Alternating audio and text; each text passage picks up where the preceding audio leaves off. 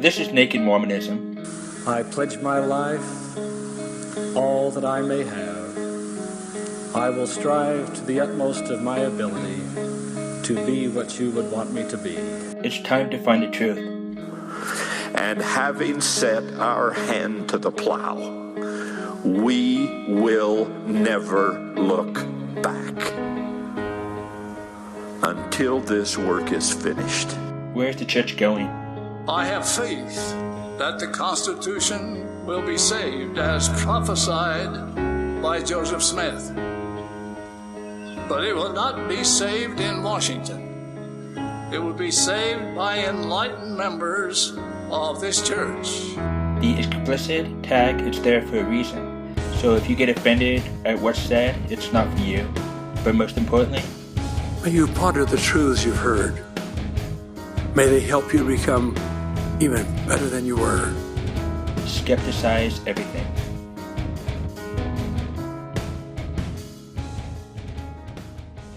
Welcome, welcome, welcome. This is episode 66 of the Naked Mormonism podcast, the serial Mormon history podcast. Today is Thursday, August 31st, 2017. My name is Bryce Blankenagel, and thank you for joining me. On this episode, Joe, Bennett, or as we know him, Brokeit, and Thompson joined forces to draft the Nauvoo Charter for approval by the Illinois State Legislature. We read right through the whole thing because, that's how we do things on this show. The Nauvoo Charter was essentially a copy and paste of the Springfield City Charter, but there were a few subtle additions which enshrined the city of Nauvoo as a sanctuary to Joe and the Mormons, and created a separate military arm, the Nauvoo Legion, as the law enforcement agency through which Joe exercised nothing short of martial law under the banner of his newly founded religious theocracy. Joe was untouchable. We have a lot to get to today. It's just history for today, and, let's get into it.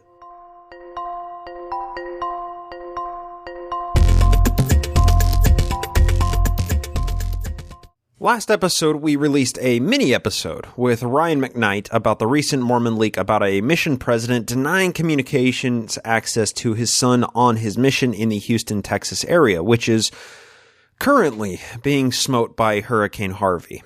And, I really hope that whatever happens as the story continues to develop, that the best will come of this terrible situation. Hurricane Harvey is just going to be a blight on American infrastructure for decades to come. And it's only just beginning to realize how terrible the situation is. So whatever the best happens to be, I really hope that the best comes of this. But according to Ryan in that last episode, it sounds like this guy was eventually able to track down his son on his mission in spite of the mission president's efforts to keep them separated. And we'll keep everybody updated if anything new develops in that story. But let's jump back into our historical timeline because there's just so much to discuss. The last time we were discussing church history, things were in a similar melancholy tenor as we spent much of the time talking about the constant death and sickness ravaging the early destitute Mormon settlement of Commerce, Illinois. Joseph Sr., along with Bishop Edward Partyboy Partridge and some other prominent members of the church since the earliest days, succumbed to the tormenting sickness and perished in the foundational days of the Nauvoo Church. To make matters worse, this was at a time when Joe and Hiram were wanted by the Missouri government for skipping out on jail during their transfer to Boone County a year prior, and there were writs issued for their arrest.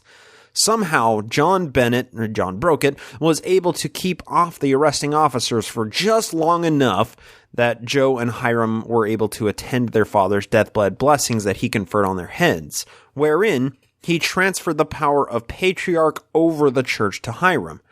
Now, there's an important syntactical distinction to make here, as it would come into play in 1844. Big Daddy Cheese, Joseph Sr., was patriarch over the church, not patriarch to the church. This was an office to be passed down through the Smith lineage alone, and served as a point of contention upon Joe and Hiram's deaths. So just keep that distinction in mind as we approach the 1844 Schism Grenade.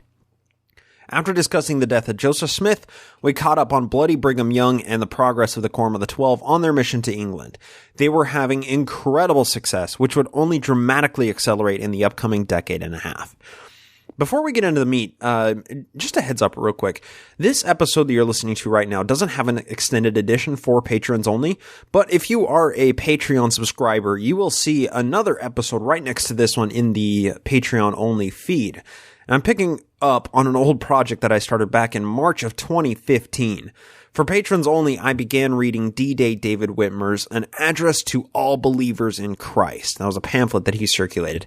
But finishing reading it on air completely slipped my mind until very recently. So, this might be better to read it through now and finish it now, because now we actually know what happened on D-Day to David Whitmer. So, it offers a little bit more historical context wherein Whitmer wrote the book in the first place.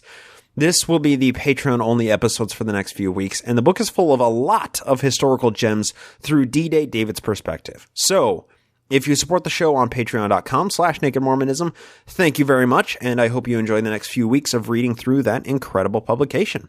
So, let's wipe off that milk mustache and prepare our bibs to devour some meat. As the scriptures say, they must have milk before meat. One thing I've had to come to grips with recently is just how fast we move through the historic timeline in this show. Now, that claim may baffle you who've been listening for, near 3 years that we've been running, as it's taken so long to move through the 35 years of Joe's life up to this point. But really, there is so much that happens that we don't cover, and there are so many people that we don't talk about because it seems so inconsequential to the overall timeline. And if we talked about every little detail of church history, we'd probably still be back in the Kirtland years right now, and all of us would be bored out of our skulls. The reason I bring this up, and we're starting today's show talking about this, is because I have to tell you guys, I miss a lot. I'm no authority on Mormon history, nor am I a Mormon historian. I just read the writings of accredited trusted historians and then try to check and expand on their work by going back to as many primary sources as possible. Built into the algorithm of how this show works, I'm learning the history at the same pace that all of you are listening to this show. And I never want you to view me as somebody who's read and seen it all when it comes to Mormon history, as the majority of random Mormon history bloggers out there have studied church history just as much or more than I have. And every one of those bloggers have their own takes on the historical narrative. Some of them are more insightful than others, but none of them are valueless. Even Dan Peterson's frequent posts on Fair Mormon and Deseret News offer some interesting insights from the apologist perspective on church history. While I think his logic is often flawed or wholly absent in his take on Joseph Searstone or the magical inclinations of the entire Smith family or whatever topic he's discussing, he does offer interesting takes on church history. It just requires extra research and deeper dives to see through his thinly veiled bullshit and heavy reliance on logical fallacies and ad hominem attacks. On the opposite end of the spectrum, you have blogs like my good friend Craig Keeling, who runs WeirdMormonShit.com, which is chock full of weekly posts of photoshopped church officials doing various ungodly things. You should really think about checking it out for a good laugh. My point is, all of these viewpoints of Mormonism and Mormon history add to the conversation, each side often seeing the other side's contribution to be of less or no value. But that's not the case. All of these perspectives add something to the conversation, and the value they contribute is subjective to the consumer of that information. On a personal note, this podcast is merely my contribution to the world of Mormonism and Mormon history, and the value derived from it is subjective to you, the one listening to my voice right now while you're out running errands or working or gardening, exercising, playing video games, or whatever it is you do while consuming podcasts. In that respect, you wouldn't listen to this if you didn't find value in it or find it interesting. So for finding that value and interest, I want to personally thank you. But the whole reason I brought this up is to essentially ask for your forgiveness. There are so many relevant things that I've never even brought up. There's a whole gang of people I've never discussed at any length or have, only made passing reference to those people who had a dramatic impact on the historical timeline, and they deserve so much more investigation. I can try to say that, I've spared talking about these people or instances in depth to, spare you the boredom, And while that is often the case, much more frequent of an offender in this regard is simply my own ignorance. I don't have a regimented structure of books that I need to read to fill a syllabus or something. I just pick up random Mormon books, read, and come away with a whole new understanding based on what I just consumed. Recently, I've been burning through Robert Flanders' Nauvoo Kingdom on the Mississippi. I read a few passages from it when we introduced John Brokeit a few episodes ago, but am only this past week actually diving into the pages. This book is known as one of the seminal historiographies of Nauvoo. It's trusted and recommended by the majority of Mormon historians, and the most important part, it's incredibly unbiased in its treatment of church affairs. Needless to say, Robert Flanders' Nauvoo book has offered some very interesting insight and has contextualized a lot of information in a way that plays into the larger context of what happened during those 5 years the Mormons spent in Nauvoo. And I'm giving a major recommendation of this book. It has me on the edge of my seat. And I'm going to be relying pretty heavily on this book and likely frequently sourcing it as we move through Nauvoo.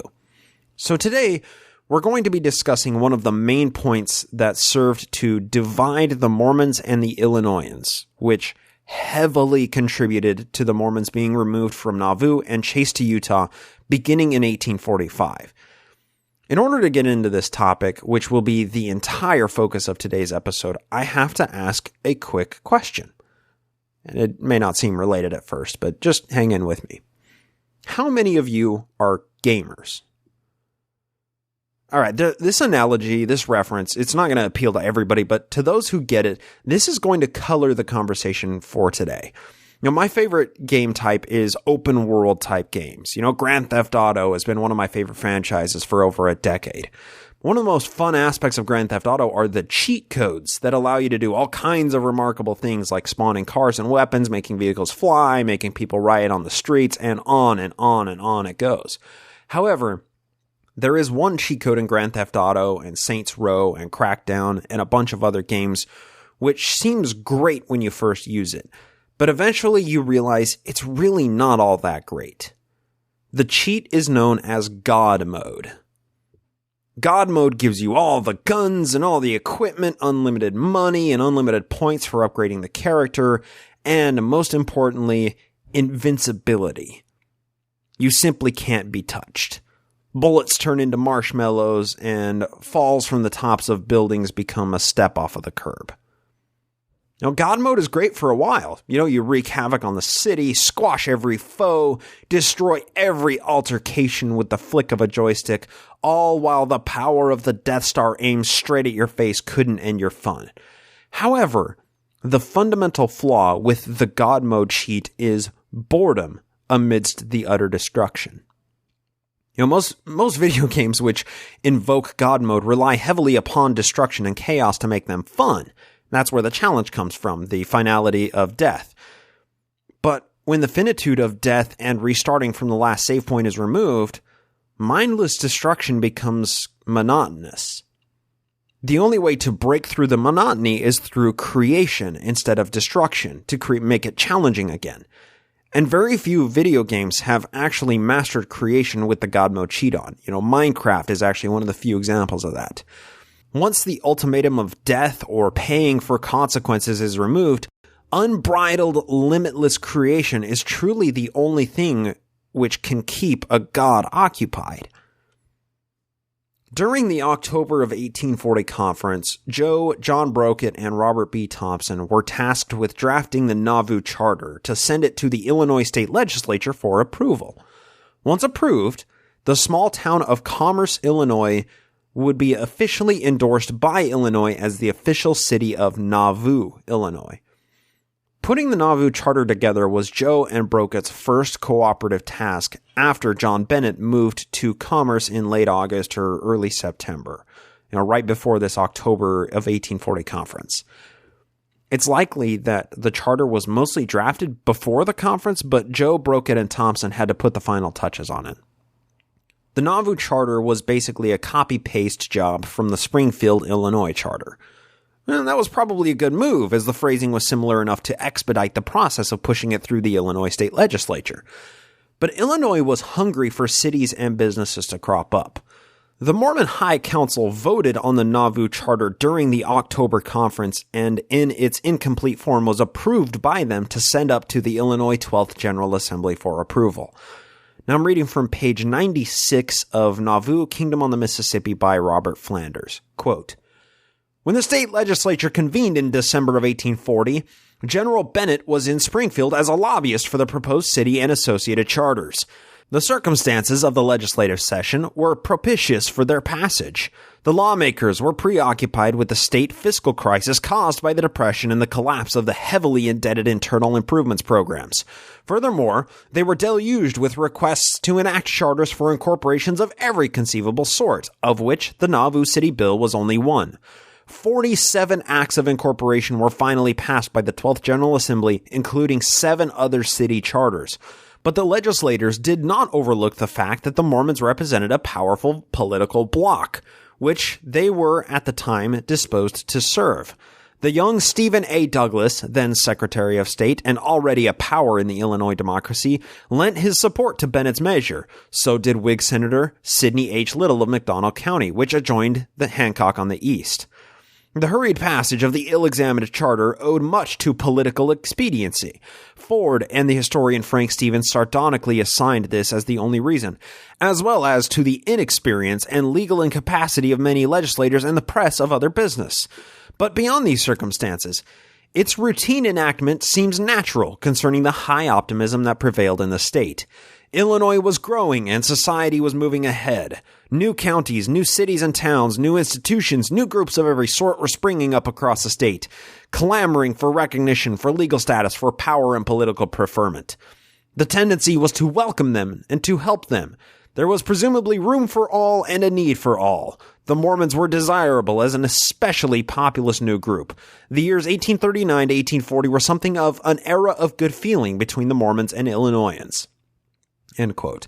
And another passage from later on really offers us some insight to the power of Brokeit to help the Mormons with his considerable experience in government and politics. Quote, "Bennett's role in promoting the enactment of the charter is not clear. Ford accorded him considerable credit." Now quoting Ford, "He flattered both sides with the hope of Mormon favor," wrote the old governor, "and both sides expected to receive their votes." Back to Flanders. "While the charter might have passed without his presence, Bennett was accorded both status and prestige by his new Mormon brethren in thanks for the achievement.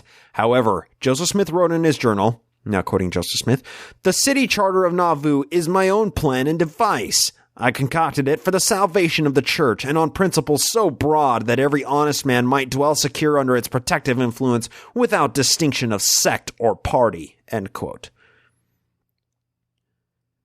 The Nauvoo Charter had some incredible provisions enshrined into law. Remember this, the charter was very similar to the Springfield Charter, but it did have some interesting additions which made it unique and allowed, quote, "every honest man to dwell secure under its protective influence," end quote. But it also allowed dishonest men like Joe and Brokeit to dwell and do pretty much anything they wanted to under its protective influence. So now we're going to read through the Nauvoo City Charter. There are a ton of inconsequential clauses and sections which we won't spend any time on, but we need to read through the important parts which had profound impacts throughout the Nauvoo years of the Mormon Church. The entire document is available through Wikisource, and you'll find a link to it in the show notes if you want to read through the entire thing. The next section of this show right here that we're about to get into might get a little dry, and I'm sorry about that, but we need to read a bunch of these clauses because they lay some crucial foundation for what Joe was able to do during the Nauvoo years, and we may hearken back to certain passages in the Nauvoo Charter in order to offer context of something that Joe was doing.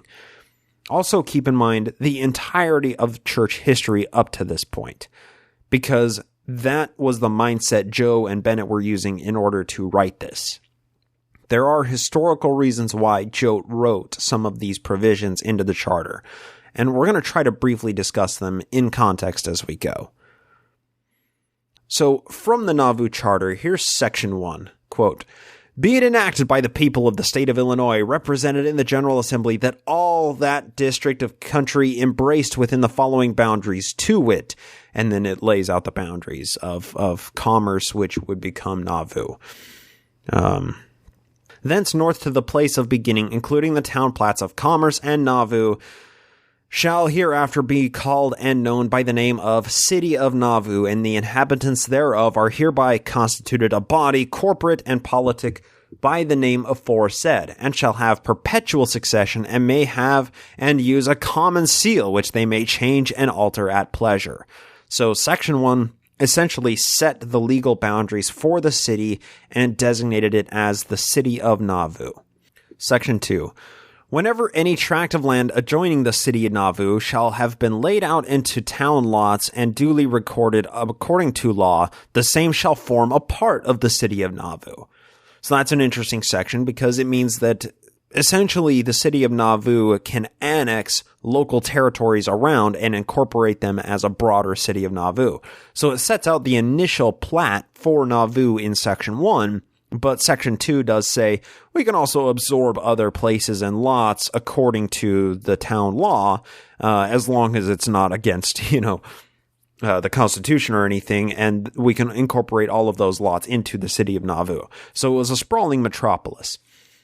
Now to Section 3. The inhabitants of said city, by the name and style aforesaid, shall have power to sue and be sued, to plead and be impleaded, defend and be defended in all courts of law and equity, and all actions whatsoever to purchase, receive, and hold property, real and personal, in said city, to purchase, receive, and hold real property beyond the city for burying grounds or for other public purposes, for the use of the inhabitants of said city, to sell, lease, convey, or dispose of property, real or personal, for the benefit of the city, to improve and protect such property, and to do all other things in relation thereto as natural persons.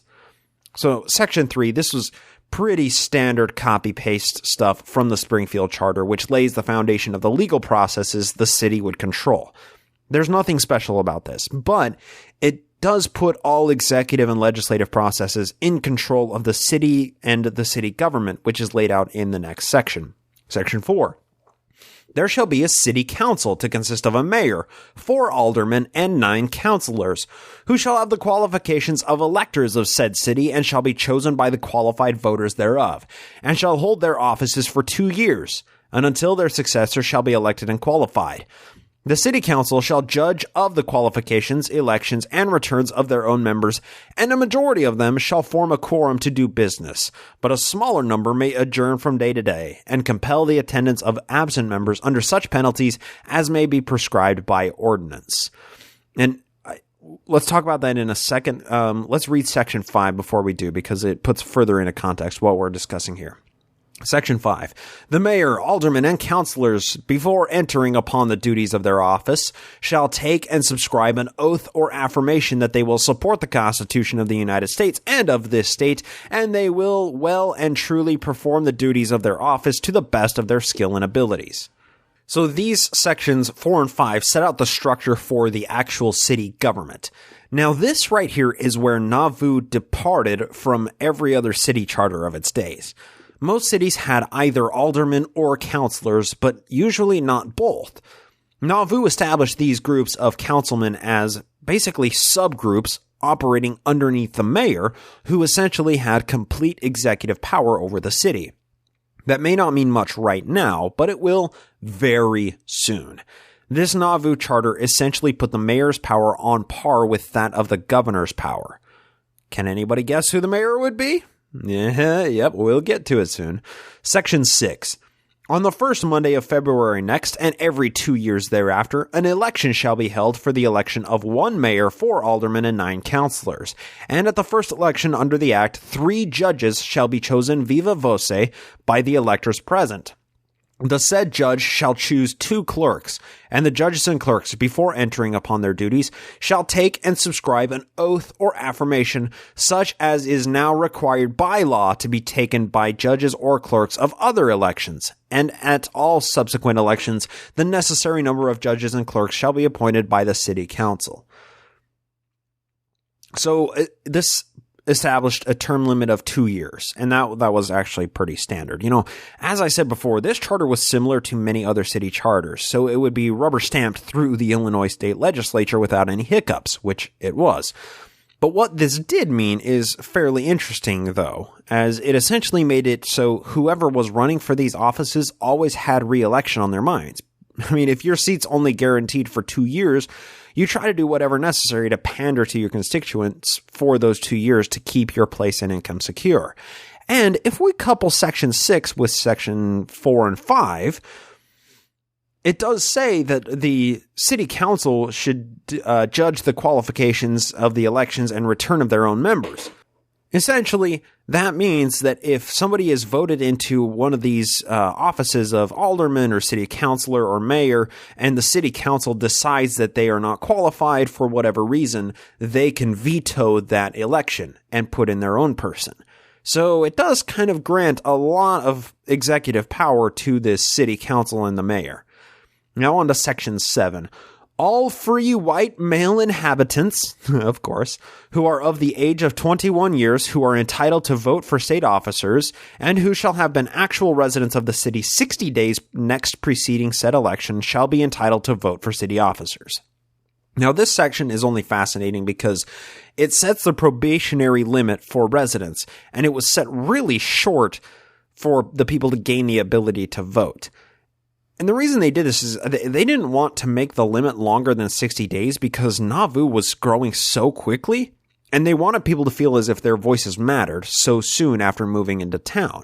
So they didn't make the probationary period like, 3 or 6 or months or a year long or something to that effect, because nobody had been living there that long up to this point.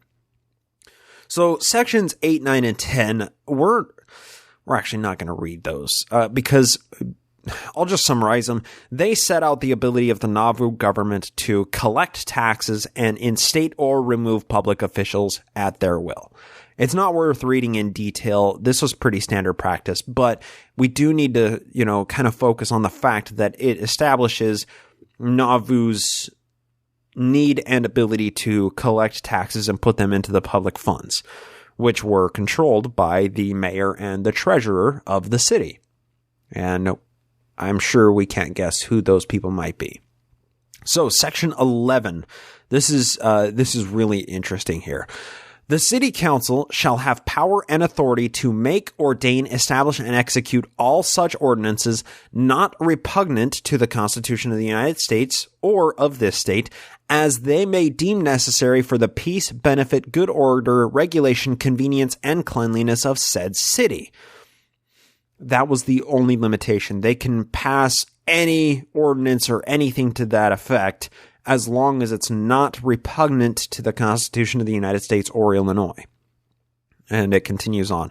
For the protection of the property therein, from destruction by fire or otherwise, and for the health and happiness thereof, they shall have the power to fill all vacancies that may happen by death, resignation, or removal in any of the offices herein made elective, to fix and establish all the fees of the office of said corporation not herein established, to impose such fines not exceeding $100 for each offense, as they may deem just for refusing to accept any office under the corporation or for misconduct therein, and to divide the city into wards, to add to the number of aldermen and councilors, and apportion them among the several wards as may be most just and conducive to the interests of the city. Okay, that was a long section, but it's really interesting, and the phrasing leaves some loopholes that you can navigate a planet through. Giving the city power to enact ordinances is necessary to establish any city, but the broad platitude that this sets out with saying that the ordinances can't be repugnant to the Constitution of the U.S. can be interpreted pretty loosely. It means that every ordinance they passed needed to be interpreted through the lens of constitutional originalism, which was much more prevalent back then as there was a fair amount less jurisprudence compared to what we have now. But how do you evaluate a law that limits the practice of certain businesses in town only viewed through a constitutional lens? When Nauvoo passed an ordinance to outlaw the sale of liquor within the city limits, Couldn't somebody approach them and say, well, my religion requires the use of alcohol, which would make the ordinance repugnant to the free exercise of religion? That's just one example, right? But what if an ordinance was passed which said that the city could levy a tax on anybody who doesn't attend an assembly of some sort on Saturday or Sunday? Or maybe the church doesn't have to pay property taxes on property it purchases for ecclesiastical matters, which, that's current law. But Joe was using the church to buy everything in Nauvoo and then sell it back to people settling in the area for a profit. And he could do that under the guise of religious freedom and do so tax-free. So none of those ordinances could be interpreted as quote-unquote repugnant to the Constitution, which afforded a broad latitude of actions by Joe and other public officials which could be considered legal, regardless of how immoral those actions might have been. But this becomes a bit more sinister as we get further into the charter. In Section 12 and 13 let me see here. We're not going to read Section 12 and 13. I'm just going to summarize them. They lay out the city's ability to enforce laws and ordinances, as well as grant exclusive power to license, regulate, and restrain the use of ferries, meaning that nobody could operate a private ferry business inside the Nauvoo city limits. This would be incredibly important once the Mormons established their immigration system for converts coming over from Europe, as they would hold exclusive rights to moving those people, which Joe made a very healthy profit off of in the near future. Now, there's a breakdown of 39 sections later in the charter which subdivide the actual legislative actions included in Section 13. Now, we won't read these, as most of them are redundant and they don't offer any insight above and beyond what's included in the sections that we're already reading. But if you want, you can, like I said, check the show notes and read the Nauvoo Charter for yourself and read that breakdown of those 39 sections that kind of expand on Section 12 and 13 here. So Section 14 and 15, these are also kind of redundant. They're really not that important. They just say that once a city ordinance is passed, it must be posted in all available public places to make people aware of it, and also to incorporate the ordinance immediately into the city's court system. So not really that important of passages. These are more passages that are just copy-pasted out of the Springfield City Charter. So moving on to Section 16, this one is actually kind of fascinating. The mayor and aldermen shall be conservators of the peace within the limits of said city, and shall have all the powers of justices of the peace therein, both in civil and criminal cases arising under the laws of the state. They shall, as justices of the peace within the limits of said city, perform the same duties, be governed by the same laws, give the same bonds and security as other justices of the peace, and be commissioned as justices of the peace in and for said city by the governor. So this section basically made justice of the peaces out of aldermen and the mayor, which consolidated and granted a ton of judicial power to these two offices. Now, this section alone is not really an issue, but when it's coupled with the following section, Section 17, the implications are absolutely incredible. Pay attention to the power of mayor in the next section, because it essentially makes him out to be the sole executive and judicial authority in Nauvoo, which may as well have been its own nation state with the system the charter is fully constructing as we're reading it here. Section 17. The mayor shall have exclusive jurisdiction in all cases arising under the ordinances of the corporation, and shall issue such processes as may be necessary to carry out such ordinances into execution and effect. That is powerful. The mayor shall have exclusive jurisdiction for enforcing and establishing and judging the ordinances of the city. It continues, appeals may be had from any decision or judgment of said mayor or alderman arising under city ordinances to the municipal court under such regulations as may be presented by ordinance. So that allows essentially the mayor and aldermen to have veto power to send something through a court of appeals system. Which court shall be composed of the mayor as chief justice and the aldermen as associate justices, and from the final judgment of the municipal court to the circuit court of Hancock County, in the same manner of appeals are taken from judgments of the justices of the peace. So, not only does it allow the mayor and aldermen to veto things and send them through the Court of Appeals, it also sets them up as the Chief Justice and Associate Justices over that Court of Appeals when something is vetoed back. Really grants a lot of power to these people. It continues, provided that the parties litigant shall have a right to a trial by a jury of 12 men in all cases before the municipal court. The municipal court shall have power to grant writs of habeas corpus in all cases arising under the ordinances of the city council. Okay, so that whole section was a bit convoluted, and it kind of sounded like legal gobbledygook. But let me put it into context for you. One of the main issues which arises when trying to prosecute, like, the Catholic Church or something for any violations in regard is the fact that they operate as their own nation state with their own set of laws, with their own internal investigative committee, and essentially the Pope is chair over this investigative committee. For example, this is just, out of the blue example, when a priest is convicted of child rape, this is an off-the-wall example, I'm just taking it out of thin air, right? The Vatican can petition whatever country the priest is being held in for extradition to bring him back to the Vatican, wherein they undergo their own disciplinary actions under their own laws because they are a nation state. Now, there's a lot of nuance in this example, but it functions for the purpose of illustrating my point. Essentially, the Catholic Church operates worldwide under its own set of laws and ordinances, which usually only come into conflict with the laws of other countries when it comes to convicting a serial child rapist. All executive power of the Vatican falls under the Pope and his highest counselors. So Joe and Brokeit set up a similar structure with those clauses in this section. Basically, they set the mayor as the single person with exclusive power in all cases within the jurisdiction of Nauvoo, and the aldermen are the associate justices which oversee the hearing. But the last line included in that section is the most important, which puts all of the power into the rest of the clause. It says, quote, the municipal court shall have power to grant writs of habeas corpus in all cases arising under the ordinances of the city council. So let me further contextualize this. A writ of habeas corpus is basically a petition to have a prisoner released when they're being held without charge. Or at least that's how it's usually used.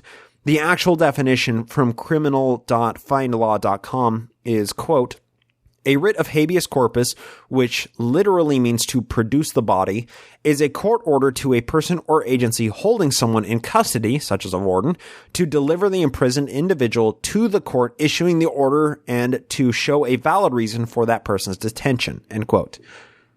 Now, why it was important that Nauvoo could write a writ of habeas corpus is because during Joe's years before his high status in Nauvoo, he'd written a number of these habeas corpus writs to get himself released from prison, most of which were met with absolutely no success.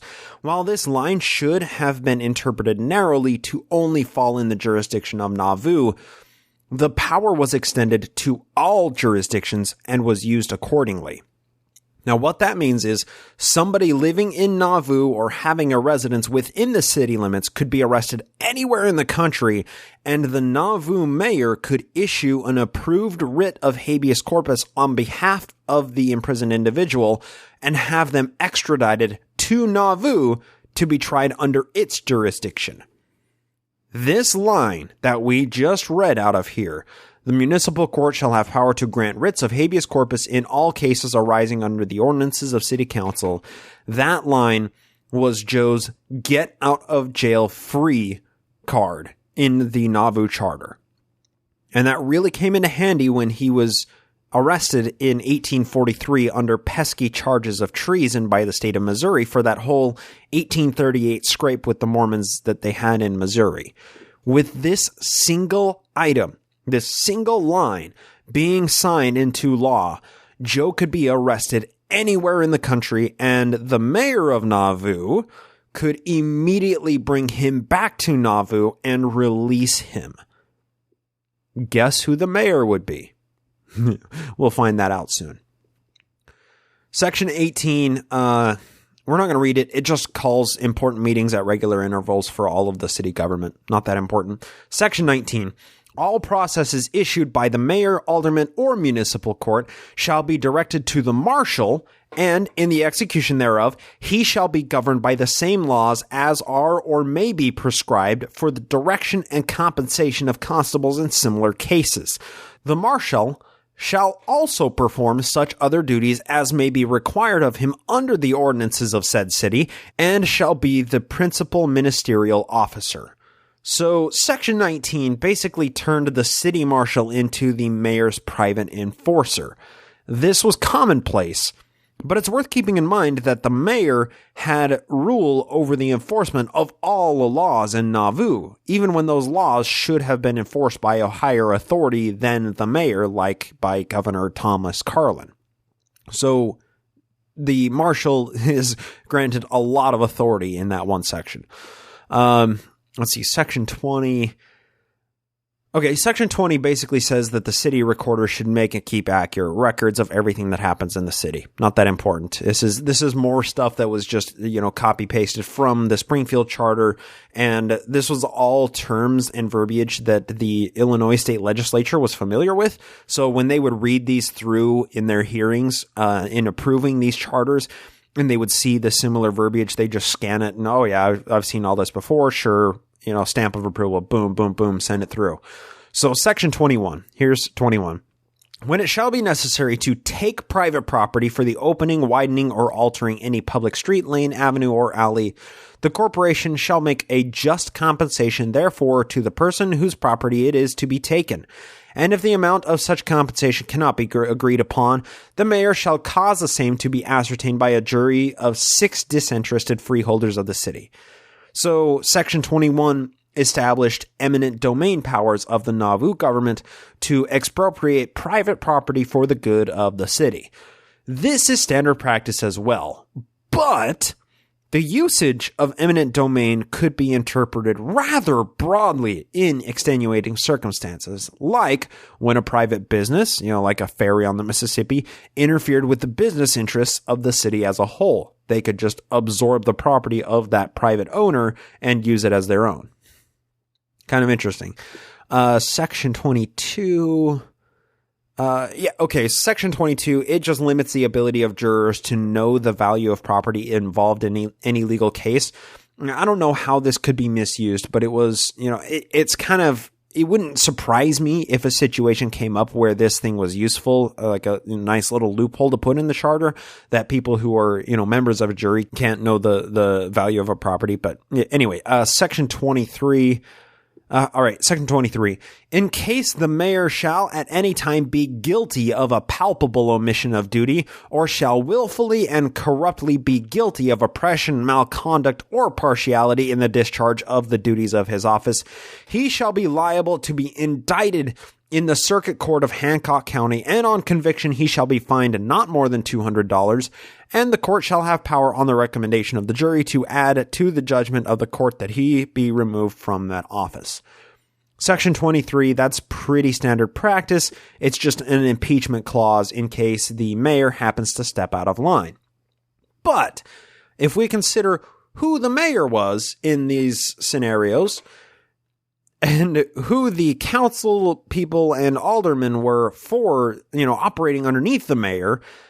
And, okay, we're going to talk about this pretty soon here, but when you're enshrining all of these state offices as commingled people that are operating as church authorities, and the people who are supposed to prosecute them for malconduct or any of the things, partiality in the discharge of their duties, as it says in Section 23, it's kind of hard to get the quorum of the 12 apostles to convict Joseph Smith as, using his influence unjustly or in performing any misconduct of any sort. So we're running into the issues that come up with any sort of theocracy. It's really hard to pass judgments from lower courts of the church to higher courts when the prophet is in control of everything in ecclesiastical and civil authority. So here's the beginning of section 24. The city council may establish and organize an institution of learning within the city limits for the teaching of arts, sciences, and learned professions to be called the University of the City of Nauvoo. And there's a bunch more to that section. We're not going to read it. But section 24 established yet another school under the direction of church authorities. Now, granted, it does explicitly say that this university will be run by a board of trustees.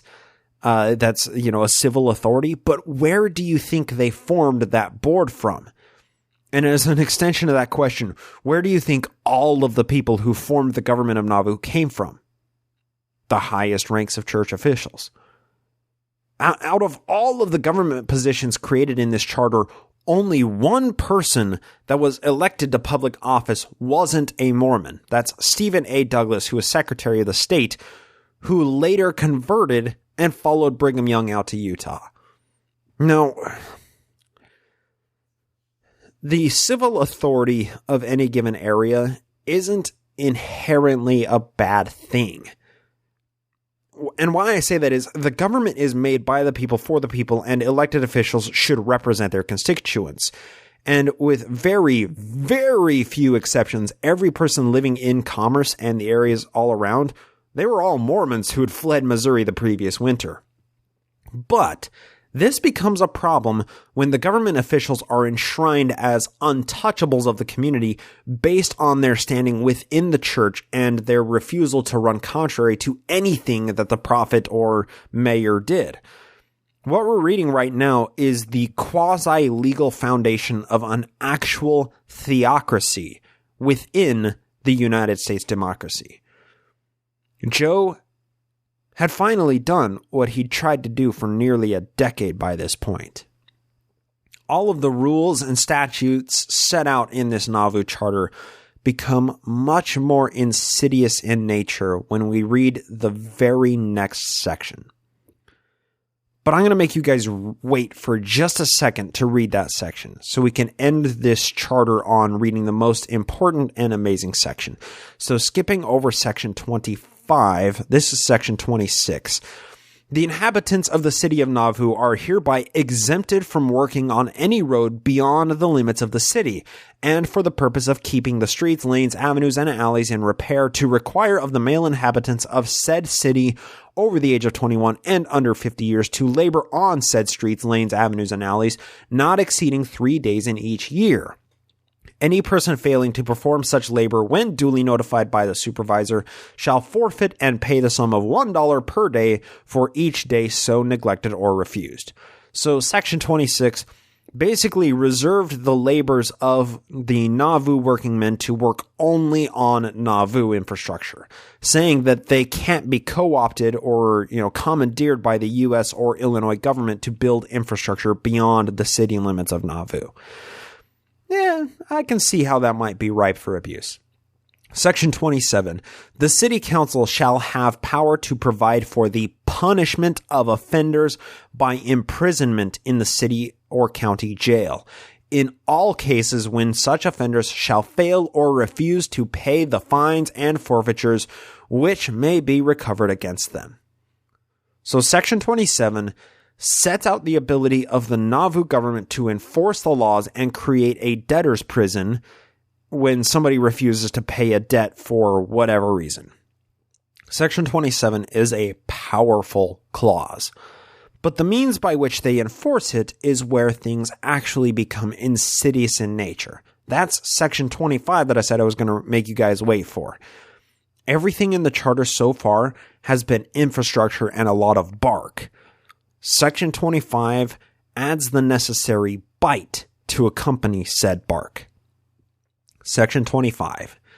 The city council may organize the inhabitants of said city subject to military duty into a body of independent military men to be called the Nauvoo Legion, the court-martial of which shall be composed of the commissioned officers of said legion, and constitute the law-making department with full power and authority to make, ordain, establish, and execute all such laws and ordinances as may be considered necessary for the benefit, government, and regulation of said legion, provided said court-martial shall pass no law or act repugnant to or inconsistent with the Constitution of the United States or of this state, and provided also that the officers of the Legion shall be commissioned by the governor of the state.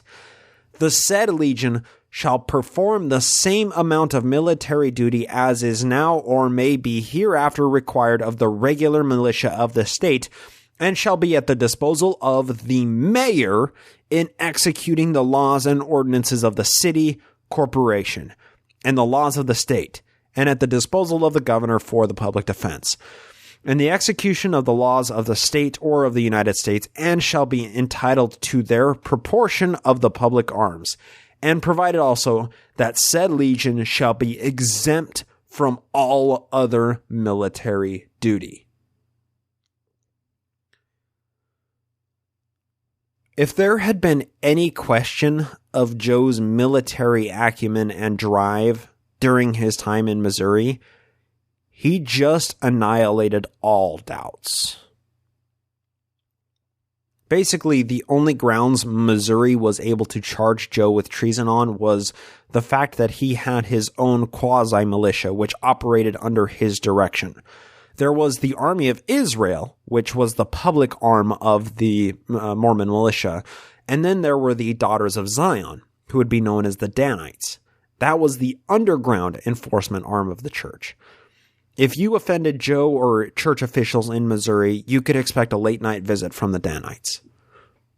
In 1838, Joe founded his own militia without state approval in Missouri, and he used them in some military capacity multiple times throughout the months from July to October of 1838.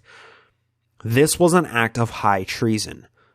But the militia wasn't officially recognized by the state, nor was Joe recognized as a military leader, so there was some ambiguity to his explicit involvement, as well as being able to convict him on grounds of high treason. This section that we just read, Section 25 in the Nauvoo Charter, created the Nauvoo Legion, and the Illinois Legislature approved the charter in December of 1840, meaning that Joe now had his own official government-sanctioned militia. But the section was sure to include some provisions which made this militia different in regards to other state militias. Normally, when militias were founded, they were done so by counties, not specific cities. But it was also sure to make the Legion the law enforcement arm of the government, without a separate section founding a police force. So when a militia doubles as the police force, that strikes some martial law tendencies. It put the militia in complete control of the mayor, who the Mormons would elect very soon, as opposed to putting it in control of the governor, where state militias were supposed to be given control to. And the last line in that section is important. Quote, that said legion shall be exempt from all other military duty, end quote. This made it so the Nauvoo Legion was the Nauvoo Legion only, and no other legion. The members of the Nauvoo Legion owed fealty to only the mayor of Nauvoo, and they were completely exempted from serving in any other military capacity. The usual purposes for a state, county, or in this case, a city militia were for fighting off advances of Native Americans and to be like an early forerunner of the National Guard, slated to handle any situation which may arise requiring armed military interference. Scenarios requiring the Nauvoo Legion were significantly lacking. There weren't any real armies that rose up against Nauvoo, so the Legion was oftentimes very bored in what they were doing. Essentially, the Nauvoo Legion equated to a men's club of just a bunch of guys dressing up in military garb a few times a month, running drills for a few hours, all before they retired to the Nauvoo Hotel for a brew. During these dress-up military drills, Joe would frequently don full lieutenant general uniform with a sword and a musket, riding around on his white horse and supervising these drills. And Joe also used any excuse possible to call out the Legion to woo visitors, to show them just how awesome and well put together Nauvoo and the Legion itself was. Joe was like a little kid, and his dreams had been realized. He could not have been happier with the foundation of the Legion. He sang its praises in his journal with passages like this, and I'm reading this from page 111 of Nauvoo, Kingdom on the Mississippi by Robert Flanders. Quote, "The appearance, order, and movements of the Legion were chaste, grand, and imposing, and reflected great credit on the taste, skill, and tact of the men comprising said Legion. We doubt whether the like can be presented in any other city in the Western country." End quote. And Joe was right. The Nauvoo Legion would prove to be a military force superior to nearly any other militia in the western states by the time of Joe's death, a mere 3.5 years after passing the Nauvoo Charter. But Joe couldn't help but overuse the Nauvoo Legion. The Warsaw Signal, this is a local newspaper in Illinois, reported in 1842 this, and I'm reading it from later on page 113 of Flanders Nauvoo. Quote, "Everything they say or do seems to breathe the spirit of military tactics. Truly, fighting must be the creed of these saints." Here's a quote from another newspaper called the Sangamo Journal, and it was published around the same time. "What would be thought if the Baptists, Methodists, Presbyterians, or Episcopalians of this state had military organizations?" End quote. What would be thought? Why did the Mormons need their own army? Let's take a step back. Let's sum up the amazing powers the Nauvoo Charter granted to Joe. We're not going to sum up the regular mundane things because those are fairly, commonplace. None of those were really important.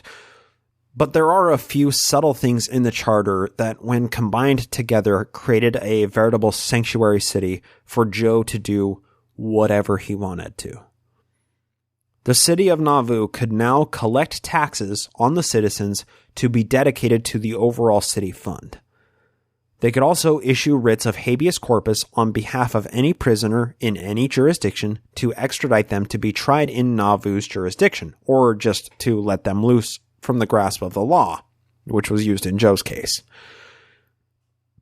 And finally, the Nauvoo Legion was created as a militia under the control of the Nauvoo city mayor, commanded to do anything necessary to protect the people of Nauvoo, and, more importantly, carry out the will of the city leadership, which were just the church leadership.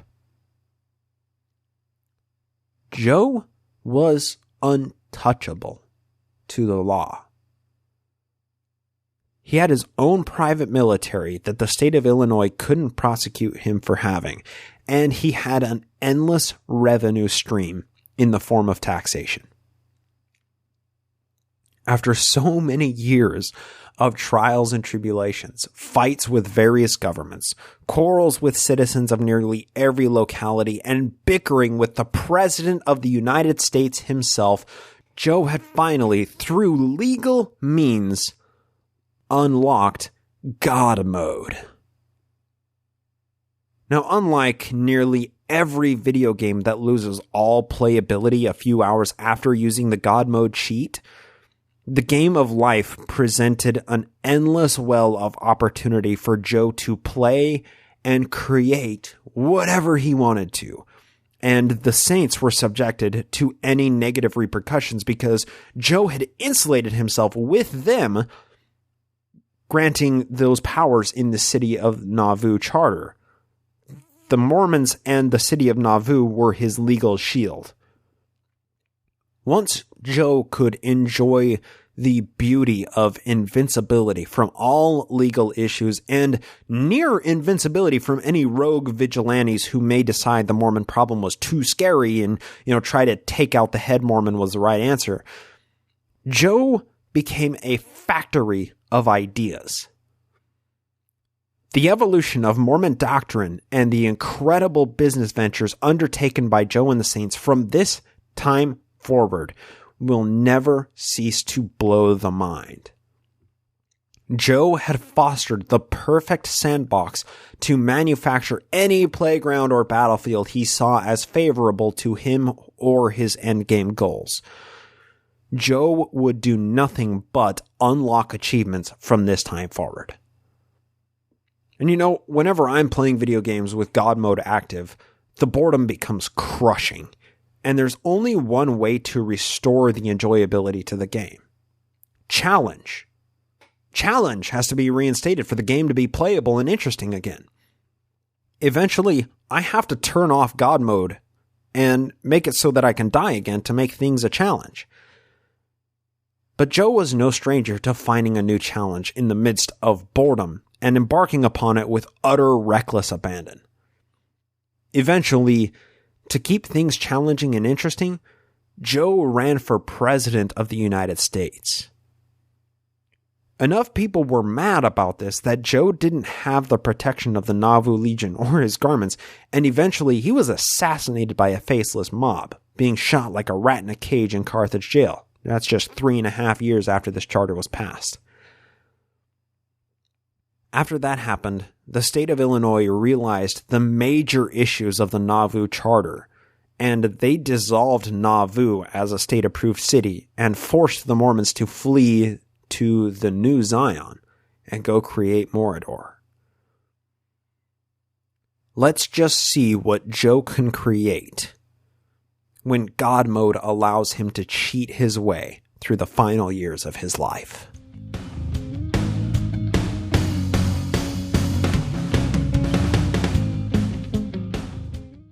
That's going to do it for the history today. I don't have another segment because the history just kind of took us a bit longer than I thought it was going to today. So what I'm going to do instead is read an email that I got in here from Chad. He sent this in a little while ago, but I think it's very fascinating to say the least. He just said, I was just listening to your comments about the RM contract and came across this. It was very interesting and kind of in line with the contract. And then he sent a link. He said, by the way, I've enjoyed your podcast. I'm transitioning right now. I have pioneer ancestors who blue-blooded Mormon, and the rest of my family is very TBM. I am in complete shock about the history and look at everything in a different light now. As I look back, this has been happening for a long time. It has been so gradual that I never noticed it. Thanks again for your insight. Signed, Chad. So, Chad, thank you for sending in the email, and let's just discuss the link that he sent, because this is a link to LDS.org, and the headline is New Tool to Help Returning Missionaries Create Lifelong Plans. I think I've talked about this very briefly before, but let's talk about this in a little bit more detail, because I'm quite fascinated by this.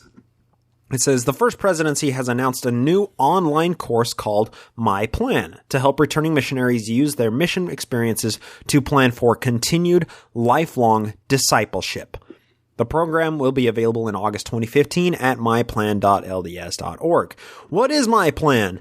The course involves 8 interactive lessons available on the missionary portal. The first lesson is to be completed in between receiving a mission call and entering the MTC, the second at the halfway point in the mission, and the remaining 6 during the missionary's final transfer. For those without internet, a booklet will be provided. So not only do you have, your scouting and your duty to God, but you apparently have the My Plan now while you are on your mission. Creating the plan. The My Plan program allows missionaries to use their experiences and skills gained on the mission as a foundation upon which they can build the rest of their lives. The missionaries will reflect on how their mission has set them on a path toward eternal life, and then plan the most mission steps of that path involving future goals such as family, service, education, and professional pursuits. Now here's a quote from Elder Mervyn B. Arnold of the 70, quote, "If missionaries will earnestly seek heaven's help as they set goals for their lives, their thoughts and desires will become more and more aligned with the Lord's thoughts and desires for them. Their plans will naturally line up with the Lord's plans," end quote. Now, later quote, "The whole purpose of my plan is really to help missionaries find out what God's plan is for them. What I really enjoy about my plan is that it's based on the foundation of Jesus Christ and the gospel," stated Stephen Henriksen, a recently returned missionary from Visalia, California. "It set me forth with a determination to keep myself on that foundation." End quote. Brother Henriksen initially had some preoccupations about going home, but my plan helped him realize that he could have the same spiritual power in his life at home that he had on his mission. The goals helped him visualize his future path. "I already had it in my head, but now it is written down." Okay, let's talk about this for a minute. My plan. I think it is a great idea to have goals set out, right? If people don't have goals, then they tend to stagnate in what they're doing. And, your goals should be very concise, have a realistic timeline, have a realistic set out goal and a structure of milestones leading up to that goal. Great. That's fantastic. Especially when you're engaging in like professional endeavors, schooling, career, anything to that effect. You have to set out rational and reasonable goals to get where you want to go, right? This My Plan sets out some incredible goals for missionaries to basically be missionaries the rest of their life.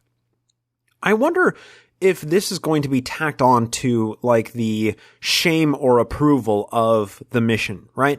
So when you go out on a mission, if you stay out there and you come home, that's like, oh, you're a great Mormon, great RM. We love you so much. But if you happen to come home early, we call that a dishonorable discharge because essentially you are just seen as a black sheep. Oh, why did they come back early? So on and so forth. Questions arise when a missionary comes back early from their mission, even if they have legitimate like medical concerns or whatever the case may be. But I wonder if this is going to be one more facet added to the judgment of their righteousness. If a missionary goes on their mission and they don't complete my plan while they're out there, are they seen as somehow less righteous than those that complete my plan, quote unquote, that's now been in use for 2 years in the church? Now, this my plan, I agree that it's a good idea to have goals set out, but the goals are what I take issue with. Okay? When your goal is, I need to be more righteous and I need to study the scriptures this much each day and I need to do this much service, those can be good goals, but when they are used to insulate a person from the real world or to force a person to be further entrenched in their current brainwashed status of believing Mormon, that's when I take serious issue. Now, these plans, I think it's a good idea to try and elucidate what your goals want and what you want your goals to be for the rest of your life. Okay, you have to have that you have to have some sense of direction for where you're going.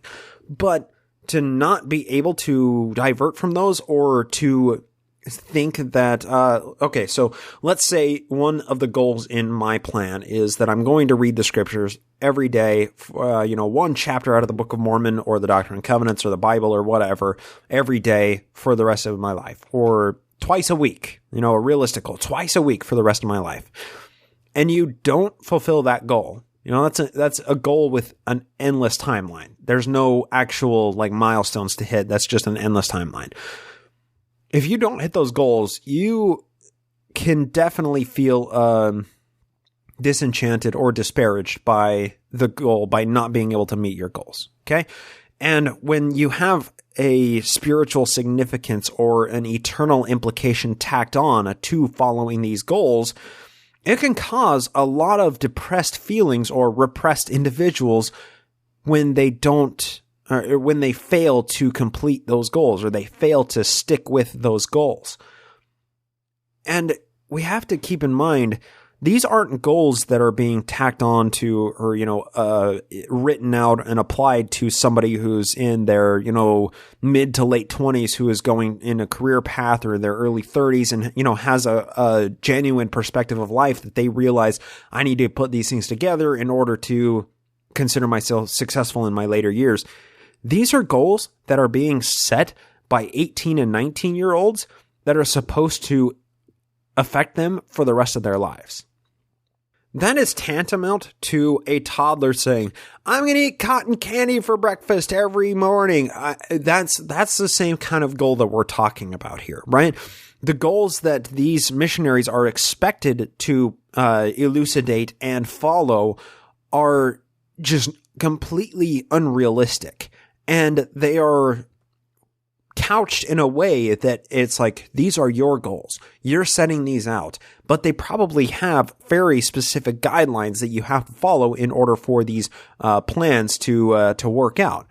Why don't we just look at myplan.lds.org and see exactly what this is? So my plan includes 8 learning experiences, and each learning experience should be completed during 1 hour of personal study time. Missionaries can complete the My Plan experiences wherever they typically go for internet access in church meeting houses, libraries, internet cafes, or other approved locations. As missionaries complete the My Plan learning experiences, their post-mission plan is automatically shared with their mission president through the mission president's portals. So you constantly have somebody staring over your shoulder, making sure that you're doing what you're supposed to do. Guidelines for parents and local priesthood and auxiliary leaders. My plan includes 8 learning experiences. The first is completed after receiving the mission call. We already read that from the other page. Stake presidents or someone they designate should follow up with prospective missionaries to ensure completion of the first learning experience prior to departure. As they complete their post-mission plans at the end of their missions, missionaries are invited to share those plans with their parents, home stake presidents, and bishops. As their children invite them to review their plans, parents should prayerfully and respectfully provide counsel and support. Stake presidents should review and reference post-mission plans they receive in returning missionary interviews. As appropriate, bishops may also review and provide counsel on post-mission plans they receive. You're essentially creating a system.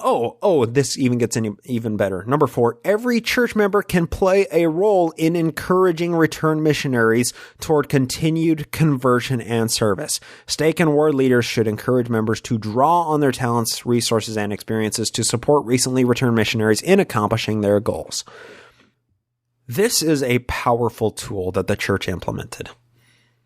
When you are a return missionary, you are so naive and immature as to the real world, and you have everybody surrounding you in your community saying, hey, how are you doing on my plan?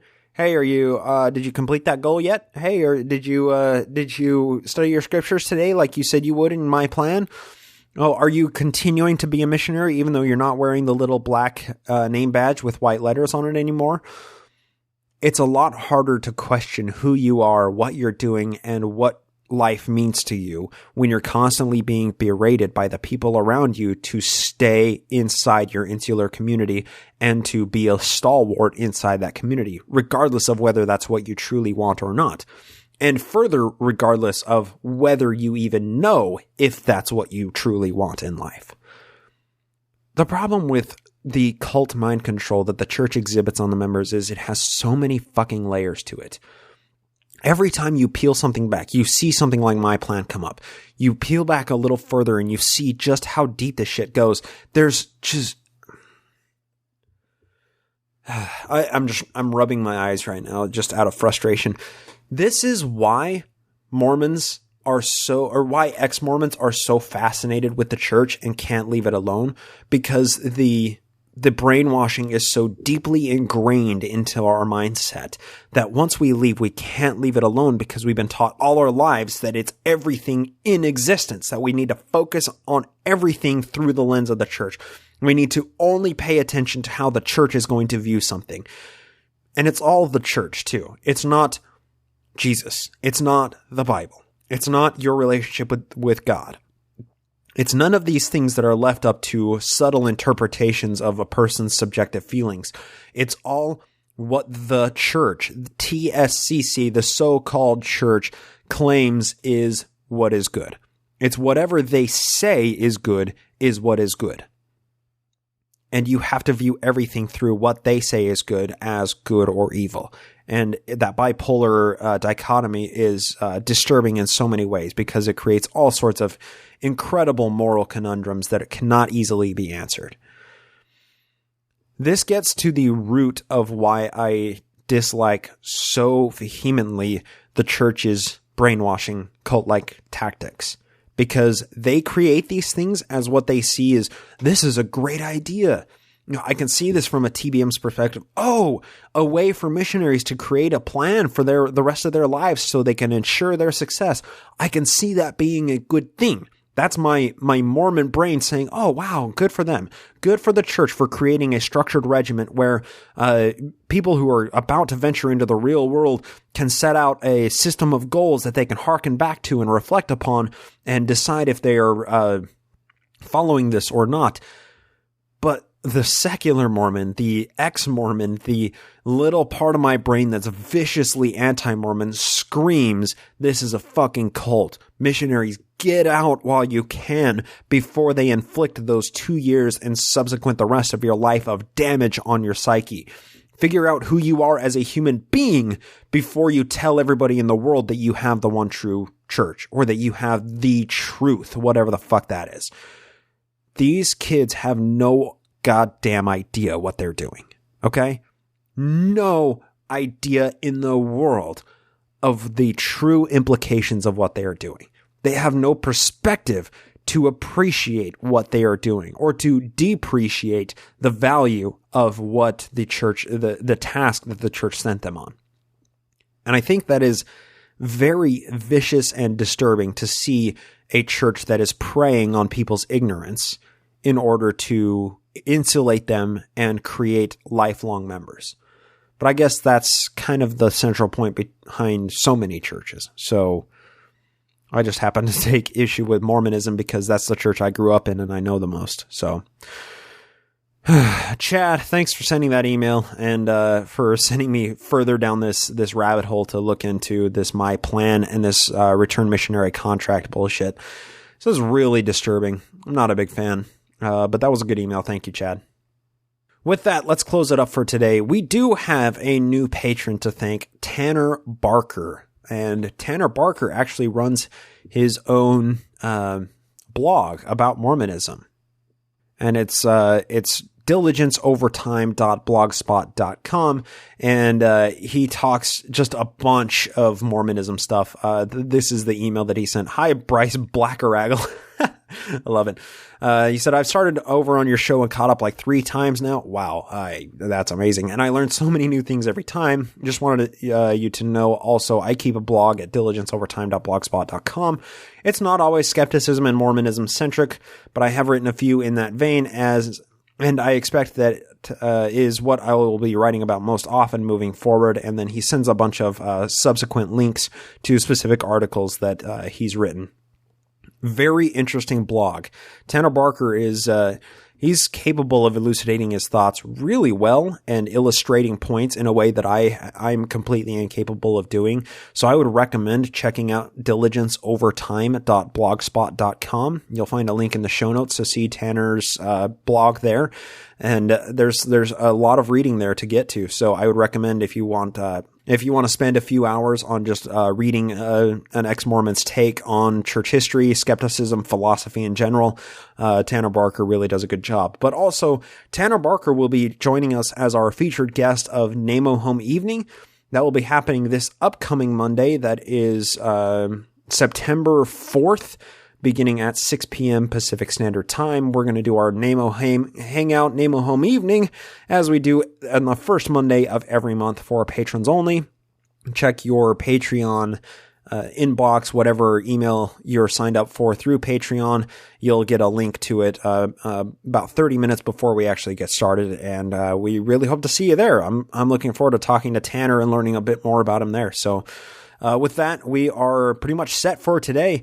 Like I said, if you are a supporter on Patreon, check the feed. You're going to see an extra episode today that's reading through the next chapter or two of An Address to All Believers in Christ by D-Day David Whitmer, and that's going to be a lot of fun. Also, just a heads up, I'm going to be going to the John Whitmer Historical Association Conference, and that's going to be on September 21st through 23rd. And soon after that, the following weekend, I will be staying out there in the area and going to Mythicist Milwaukee's Myth Information Conference that they hold every year. They have an interesting couple of debates set up this time around, and that's always a good time and place to mingle with some of my podcast friends. And if you are in the Milwaukee area or you want to make the trip out, it might be time to get a hold of the tickets. There's less than a month from when this time airs to get a hold of that. Get ready to go. I believe that is on September 30th is the Myth Information Conference. So I look forward to possibly seeing some of you out there. And I'm looking forward to going to both of those conferences. There's a lot of fun information and fun people to talk to at both of those. And the John Whitmer History Association conference, I'm hoping to attend a dinner party with a few people who are kind of authorities on Nauvoo history, and I'm going to talk to them quite a bit about Nauvoo, which will hopefully add a lot more to this conversation and will really help to offer some context and insight into Nauvoo as we get further and further into the early years of Nauvoo. So with that being said, I think we are all set for today. Oh, one more thing. I'm going to also be at God Awful Movies. That is, I believe, October 9th on a Sunday in Salt Lake City. Sorry, October 8th. It's going to be in Salt Lake City, and they are going to be reviewing a Mormon movie with the guys from Thank God I'm Atheist, with Mark and Dan. Mark, of course, is just a usual fill-in. Frank is the regular host, co-host of it. Mark, I've met Mark and Dan a couple of times. I saw them at the Book of Mormon when we went there after Sunstone, and they're really cool guys.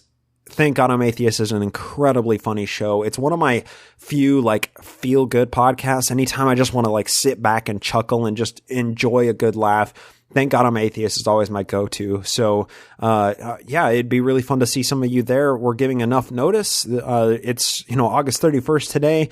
That's October 8th. Get tickets, go to God Awful Movies Facebook page, and you will see links, or to their website, you'll see links on where to find tickets and information to get those tickets. And, I really hope to see you there. Hopefully you're not sick of my voice by this time, but I need to thank the people who keep this show running on the back end. I need to thank Julie for posting up on the Twitter and Facebook pages and keeping the conversation going there. Thank you so much for doing that, Julie. I need to thank Craig Keeling for providing the artwork used in the show with his permission. Be sure to go to that blog that I talked about earlier in the show, weirdmormonshit.com. Lots of very interesting clips and photoshops there. So, also I need to thank Jason Camo of aloststateofmind.com for providing the music used in this show with his permission. Legal services for this show are provided by Andrew Torres of the Law Offices of P. Andrew Torres, as well as co-host of Opening Arguments podcast, truly one of my favorite podcasts of all time. Be sure to check that out. Of course, one more time, I need to thank the patrons who keep the show going. I really love how much you support and how nice and generous all of you are with your hard-earned cash and giving it to this show to keep it going. Thank you, thank you, thank you.